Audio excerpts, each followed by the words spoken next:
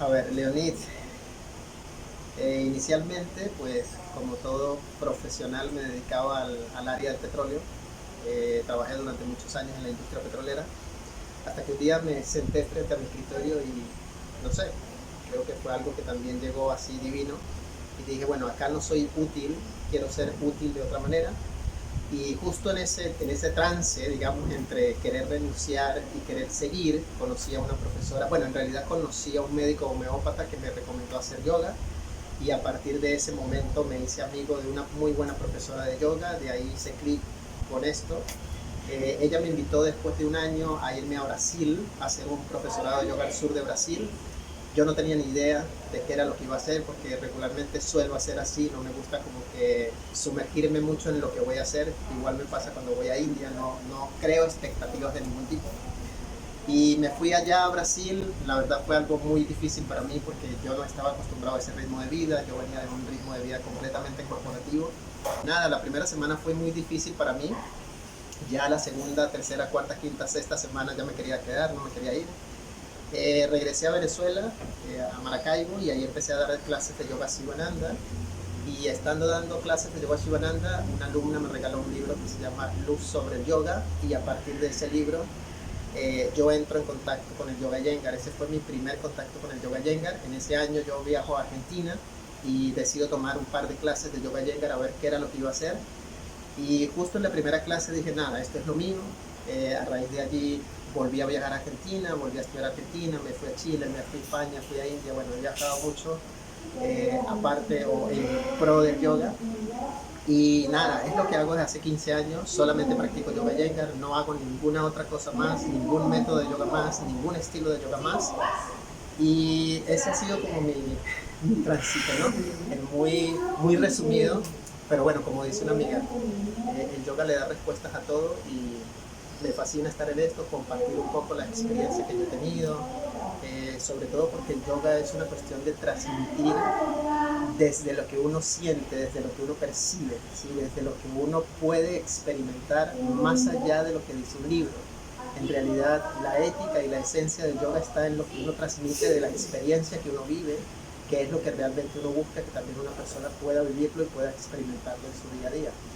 Pero bueno, así muy corto, muy resumido, esa fue un poco de mi historia de cómo llegué al yoga.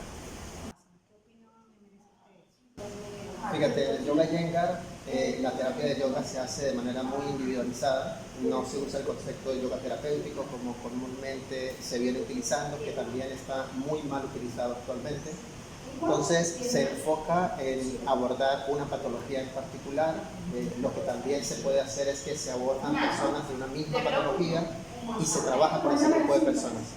Para que tengan una idea, en el Instituto de Yoga Iyengar en Pune, en India, hay un par de clases terapéuticas o yoga terapéutico o de terapia de yoga que se dictan en las tardes, y en esas clases van personas que tienen alguna afectación de salud, alguna patología, y se agrupan por patologías.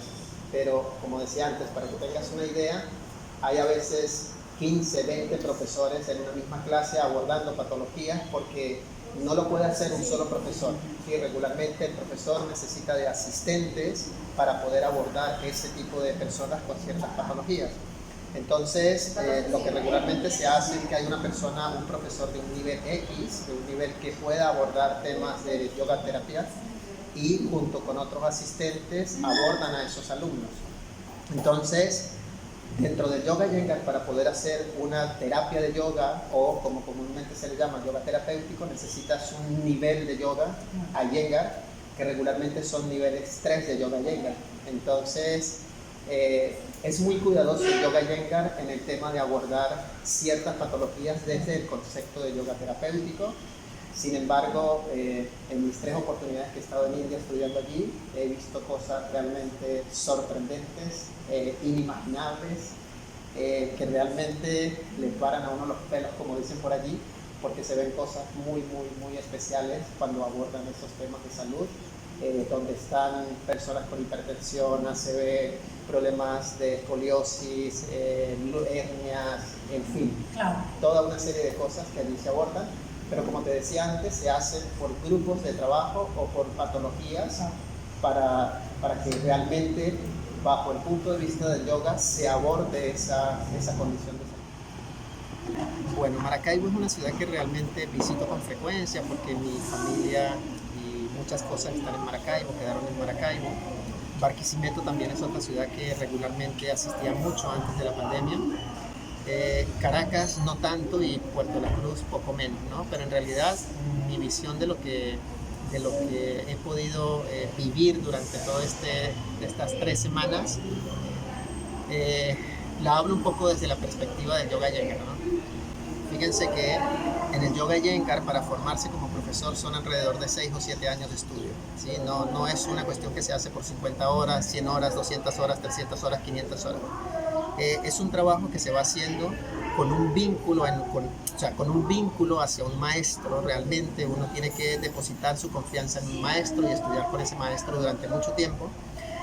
Y esa relación es muy importante dentro del Yoga Iyengar, ¿no? Se parte del principio en el Yoga Iyengar de que uno no puede estar tomando de todo un poco, porque en realidad si tomas de todo un poco no logras profundizar ni de manera personal ni como profesor.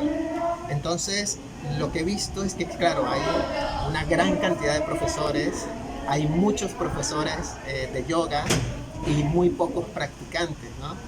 Entonces, un poco la intención de todo esto es que realmente quien decida tomar una clase de yoga la tome con alguien que realmente conoce lo que está difundiendo, lo que está transmitiendo, ¿no?